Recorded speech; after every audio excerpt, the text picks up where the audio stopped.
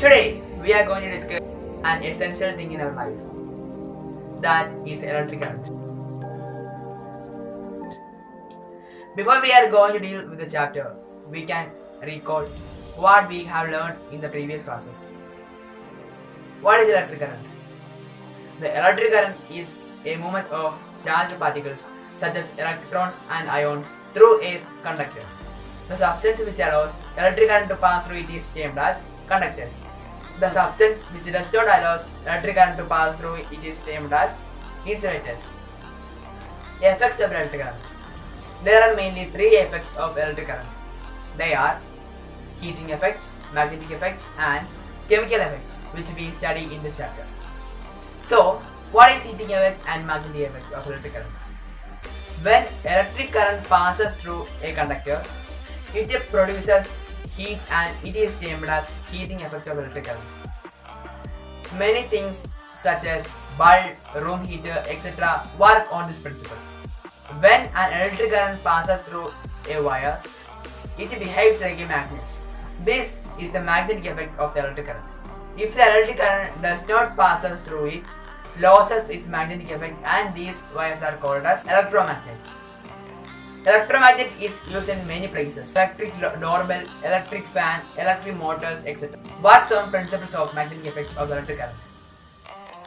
There are mainly two types of current: conventional current and electric current.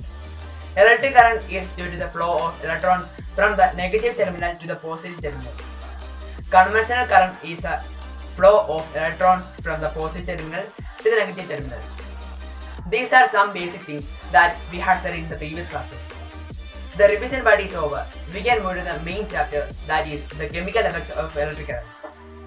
Our first topic is, do liquid conduct electricity? The answer is yes, but not all liquids conduct electricity. For example, our tap water may be good conductor of electricity and may allow current to pass through it. But pure water without any impurities or distilled water does not pass electricity.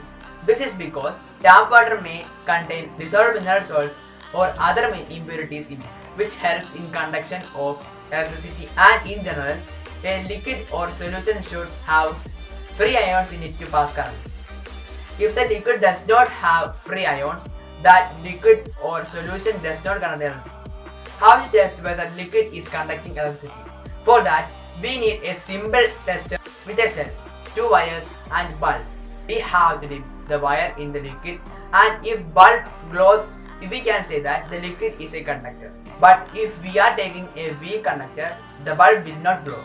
For that, we can take an LED, which will glow in small amount of a current itself. So, we can find strong and weak conductors. And if you are liking this video, give us a thumbs up and subscribe to the channel. Electrolysis. Electrolysis is the passing of a direct current through an electrolyte, producing chemical reactions at the electrodes and breaking down of materials. The main components required to achieve electrolysis are an electrolyte, electrodes, and an external power source. A partition, example an ion exchange membrane or a salt bridge, is optional to keep the products from diffusing to the vicinity of opposite electrode.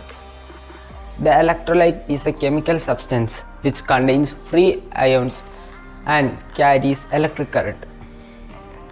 A liquid electrolyte is produced by solvation or reaction of an ionic compound with a solvent such as water to produce mobile ions, or take it in liquid form if possible.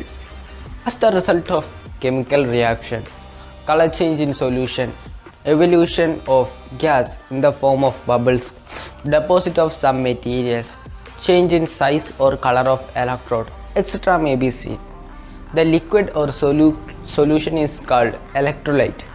The vessel is the electrolytic cell, and the rod is called the electrode, and the electrode connected to the negative terminal of the cell is cathode, and the electrode connected to the positive terminal is called anode. A British chemist, William Nicholson, in 1800 had shown that if electrodes are immersed in water and a current is passed, bubbles of oxygen and hydrogen are produced. Oxygen bubbles are formed on the electrode connected to the positive terminal of the battery, and hydrogen bubbles are formed on the other electrode. Electrolysis of water. When we electrolyze water, we should add some sulfuric acid, which is a strong electrolyte, to the water. And now the water has become acidilated. And now we should introduce our circuit to the electrolytic cell. When we are taking the electrode, we should check whether it will react with the electrolyte or the products form. If it reacts, it will mess up the whole experiment. Metals are generally reactive, so we have to take a non-metal which also conducts electricity. So we can take carbon rod or carbon in the form of graphite. Due to the polarity of water, H2SO4 will break to 2H plus and SO4 to minus, and H2O will break to H plus and OH minus. This is called the electrolytic dissociation. What happens at the anode?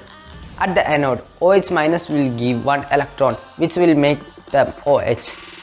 These are hydroxyl ions, and as these are newly formed, we will call them as nascent hydroxyl ions. And when 4 nascent hydroxyl ions forms, it will be converted to 2H2O, that is water, which will mix up with the electrolyte, and the gas will release as bubbles from anode. And what happens at cathode? At cathode, H plus will gain an electron, which will make them H, nascent hydrogen. And when 2 nascent hydrogen joins H2, that's the hydrogen gas, will be evolved at cathode. To capture this gas, that's the hydrogen and oxygen, we have to place inverted test tubes at cathode and anode. Electroplating. Let's say an example. Ramu bought a new bicycle. It had a very shiny handle and rims.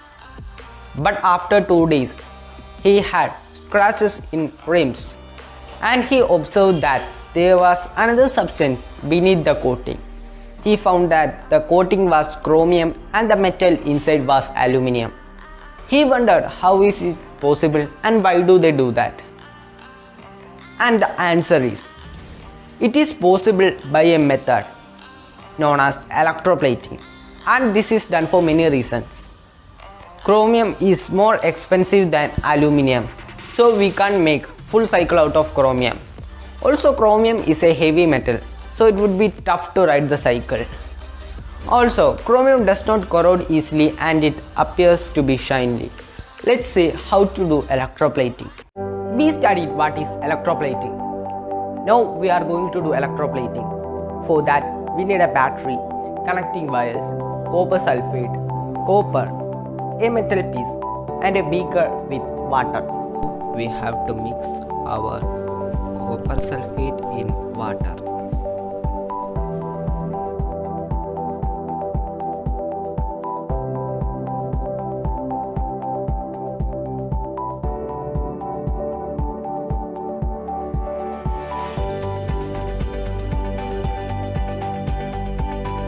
Mix it very well.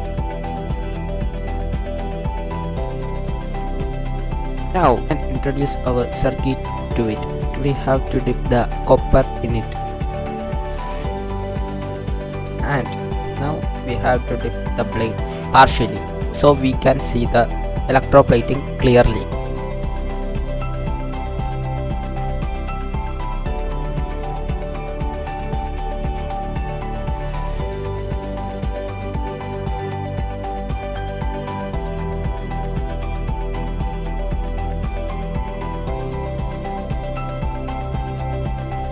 Now we can clearly see the electroplated part and the original metal.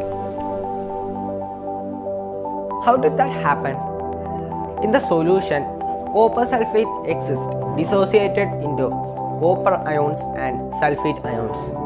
When electric current is passed through the solution, the free copper ion gets drawn to cathode.